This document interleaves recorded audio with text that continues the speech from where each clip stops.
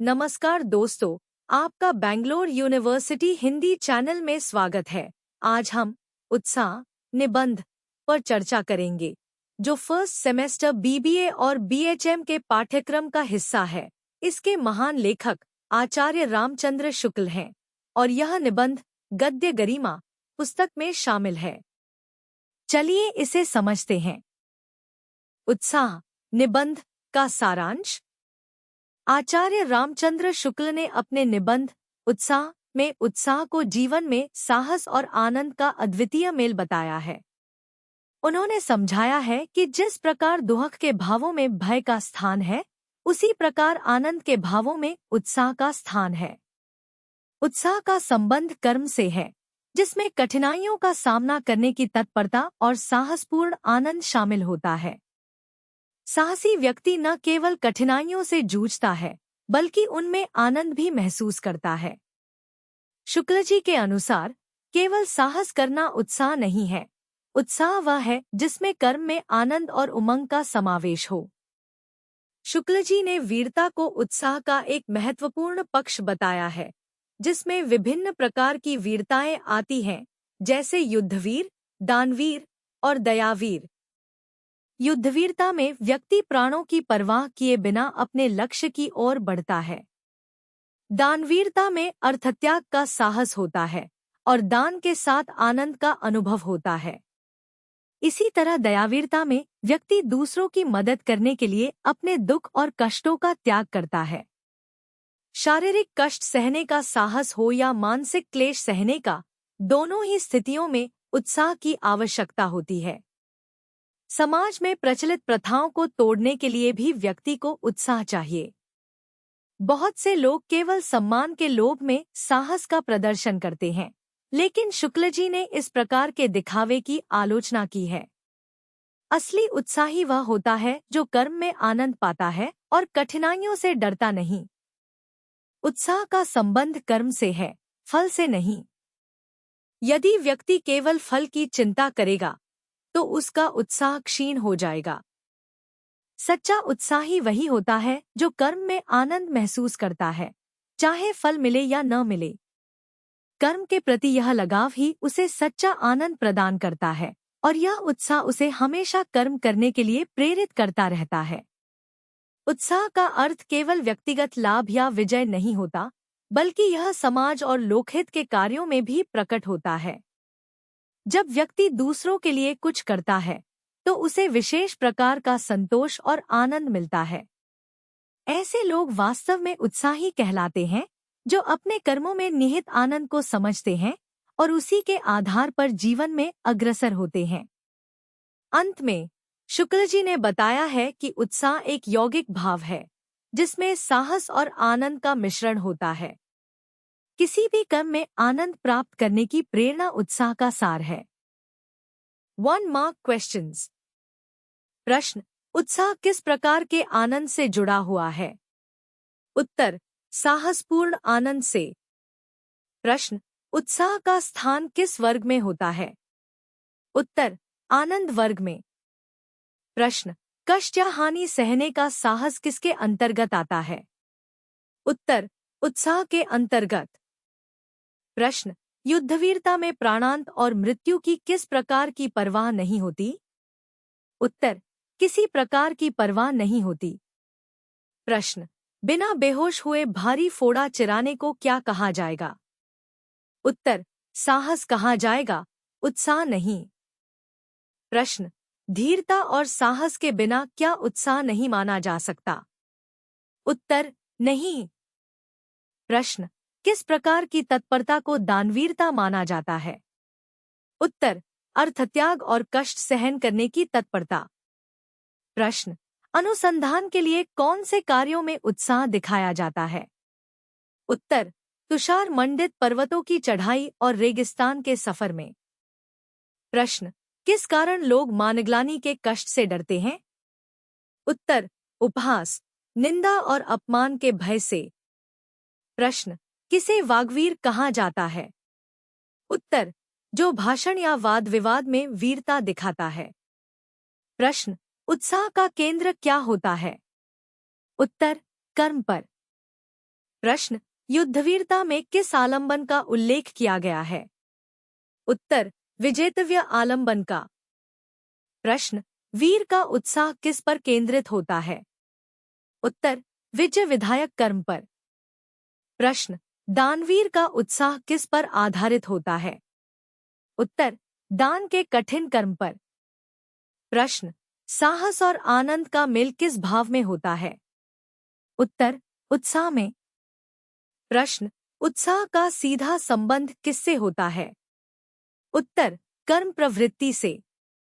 प्रश्न, फल की प्राप्ति का सही आनंद कब मिलता है? उत्तर, जब कर्म पथ अच्छा लगता है। प्रश्न, फल के प्रति अधिक आसक्ति से क्या उत्पन्न होता है? उत्तर, कर्म के लाघव की वासना। प्रश्न, कर्म में आनंद लेने वाला कौन कहलाता है? उत्तर, कर्मण्य। प्रश्न, कर्मरुचि शून्य प्रयत्न का परिणाम क्या होता है? उत्तर, उतावली और असफलता। उत्साह, निबंध के संदर्भ के साथ व्याख्या और विशेषताएं। एक, पंक्ति। भय में हम प्रस्तुत कठिन स्थिति के निश्चय से विशेष रूप में दुखी और कभी-कभी स्थिति से अपने को दूर रखने के लिए प्रयत्नवान भी होते हैं। उत्साह में हम आने वाली कठिन स्थिति के भीतर साहस के अवसर के निश्चय द्वारा प्रस्तुत कर्मसुख की उमंग में अवश्य प्रयत्नवान भी होते हैं। प्रसंग। इस पंक्ति का संदर्भ है कि लेखक आचार्य रामचंद्र शुक्ल उत्साह और भय के मध्य अंतर को समझा रहे हैं। वे यह स्पष्ट कर रहे हैं कि भय और उत्साह दोनों ही मनोभाव हैं, लेकिन उनके प्रभाव और उद्देश्यों में अंतर होता है। संदर्भ। इस निबंध में लेखक मानव जीवन में उत्साह के महत्व को दर्शाते हुए बता रहे हैं कि कठिनाइयों का सामना करते समय भय और उत्साह की अवस्थाएं क्या होती हैं। भय जहां व्यक्ति को निराश और निष्क्रिय बनाता है, वहीं उत्साह व्यक्ति को साहस और आनंद से भर देता है। व्याख्या। लेखक इस पंक्ति के माध्यम से यह बता रहे हैं कि भय और उत्साह दोनों ही कठिन परिस्थितियों में उत्पन्न होते हैं। भय में व्यक्ति कठिनाइयों से बचने के प्रयास में दुखी और असहाय हो जाता है, जबकि उत्साह में वह उन्हीं कठिनाइयों को एक चुनौती के रूप में स्वीकार करता है। भय नकारात्मक ऊर्जा उत्पन्न करता है, जबकि उत्साह सकारात्मक ऊर्जा को जन्म देता है, जो व्यक्ति को कठिनाइयों का साहस के साथ सामना करने की प्रेरणा देता है। विशेषता। लेखक ने यहाँ मनोवैज्ञानिक दृष्टिकोण से मानव जीवन में भय और उत्साह के प्रभाव को स्पष्ट किया है। इस पंक्ति की विशेषता यह है कि यह मनुष्य के मानसिक दृष्टिकोण और भावनात्मक संतुलन को समझने का मार्ग प्रशस्त करती है। लेखक ने सरल और प्रभावी ढंग से यह समझाया है कि उत्साह का भाव न केवल व्यक्ति को संकटों से उबरने की क्षमता देता है, बल्कि उसे कर्म में प्रवृत्त होने का आनंद भी प्रदान करता है। 2, पंक्ति। उत्साह में कष्ट या हानि सहने की दृढ़ता के साथ साथ कर्म में प्रवृत्त होने के आनंद का योग रहता है। प्रसंग। इस पंक्ति का प्रसंग है कि लेखक आचार्य रामचंद्र शुक्ल उत्साह की परिभाषा और उसके भीतर छिपे तत्वों को विस्तारपूर्वक समझा रहे हैं। संदर्भ। लेखक के अनुसार उत्साह केवल एक भावनात्मक स्थिति नहीं है, बल्कि यह मनुष्य को कर्म करने और कष्ट सहने के लिए तैयार करता है। इसमें कष्ट सहने की क्षमता के साथ साथ कर्म करने का आनंद भी समाहित होता है। यह निबंध उत्साह के विभिन्न रूपों और उसकी अभिव्यक्ति के बारे में बताता है। व्याख्या। लेखक इस पंक्ति में यह बता रहे हैं कि उत्साह का अर्थ केवल प्रेरणा या उमंग से नहीं है, बल्कि यह एक मनोदशा है जिसमें व्यक्ति कठिन परिस्थितियों का सामना करने के लिए तैयार रहता है। उत्साह में केवल कष्ट सहने की शक्ति नहीं होती, बल्कि उस कष्ट के बावजूद कर्म करने का आनंद भी शामिल होता है। उदाहरण के लिए, यदि कोई व्यक्ति किसी कठिन लक्ष्य को प्राप्त करने के लिए कठिनाइयों का सामना कर रहा है, तो उत्साह उसे उस कठिनाई को सहजता से सहने और अपने लक्ष्य की ओर बढ़ते रहने के लिए प्रेरित करता है। विशेषता। इस पंक्ति की विशेषता यह है कि लेखक ने उत्साह को केवल एक साधारण भावना के रूप में न दर्शाकर उसे एक संपूर्ण मानसिक और शारीरिक क्रिया के रूप में प्रस्तुत किया है। लेखक ने उत्साह को एक सकारात्मक शक्ति के रूप में दिखाया है, जो व्यक्ति को न केवल कठिनाइयों का सामना करने की क्षमता देती है, बल्कि उसे कर्म करने के आनंद से भी भर देती है। यह पंक्ति मानव जीवन में उत्साह की महत्ता को गहराई से समझाती है। 3 पंक्ति, जो लोग मान अपमान का कुछ भी ध्यान न करके, निंदा स्तुति की कुछ भी परवाह न करके किसी प्रचलित प्रथा के विरुद्ध पूर्ण तत्परता और प्रसन्नता के साथ कार्य करने जाते हैं, वे एक और तो उत्साही और वीर कहलाते हैं, दूसरी ओर भारी बहया। प्रसंग। इस पंक्ति का प्रसंग है कि लेखक उत्साह और वीरता की तुलना करते हुए यह बता रहे हैं कि समाज में प्रचलित मान अपमान और निंदास्तुति के प्रभाव से मुक्त रहकर कार्य करने वाले लोगों को कभी-कभी उत्साही और वीर कहा जाता है, तो कभी-कभी बहया भी समझा जाता है। संदर्भ। इस निबंध में लेखक ने उत्साह के विभिन्न रूपों को दर्शाया है और यह समझाया है कि उत्साही व्यक्ति समाज के मानकों और विचारों की परवाह किए बिना सही कार्य करने की दिशा में अग्रसर रहता है। साथ ही ऐसे लोग कभी-कभी समाज की नज़र में बहया या निर्लज्ज भी कहे जा सकते हैं। व्याख्या। लेखक इस पंक्ति में यह बता रहे हैं कि समाज में कई लोग मान अपमान और निंदास्तुति की परवाह किए बिना अपने कर्तव्यों का पालन करते हैं। उनका ध्यान केवल अपने उद्देश्य और कर्म पर रहता है। ऐसे लोगों को उत्साही और वीर माना जाता है क्योंकि वे सामाजिक मानकों की परवाह किए बिना अपने कर्म में लगे रहते हैं।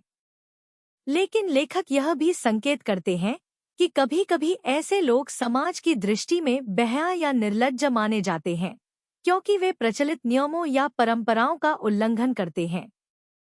विशेषता। इस पंक्ति की विशेषता यह है कि यह समाज में उत्साही और निर्भीक व्यक्तियों के प्रति समाज के दोहरे दृष्टिकोण को दर्शाती है।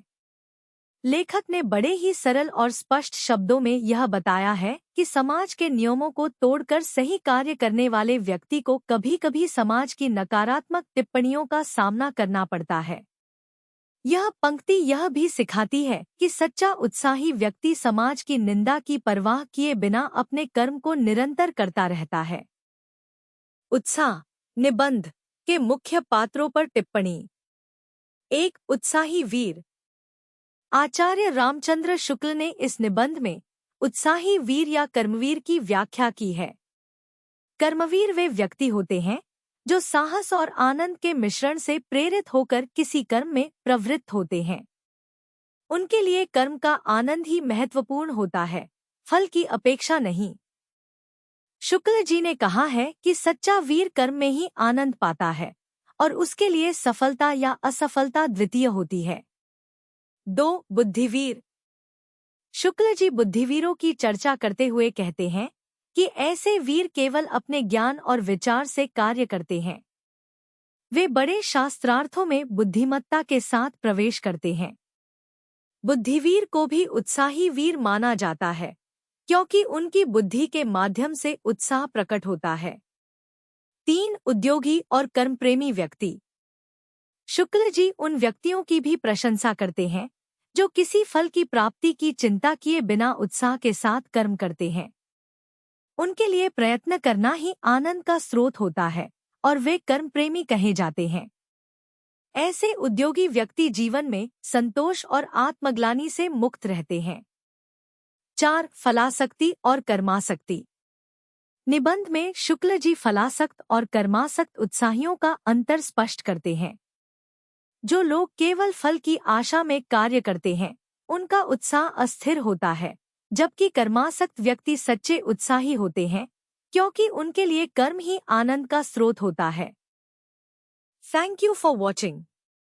अगर आपको ऐसे चैप्टर्स के एक्सप्लेनेशंस पसंद आए, तो प्लीज मेरे चैनल को लाइक और सब्सक्राइब जरूर करें। अपने फ्रेंड्स के साथ भी शेयर करें और हम मिलेंगे अगले चैप्टर एक्सप्लेनेशन में। सी यू नेक्स्ट टाइम।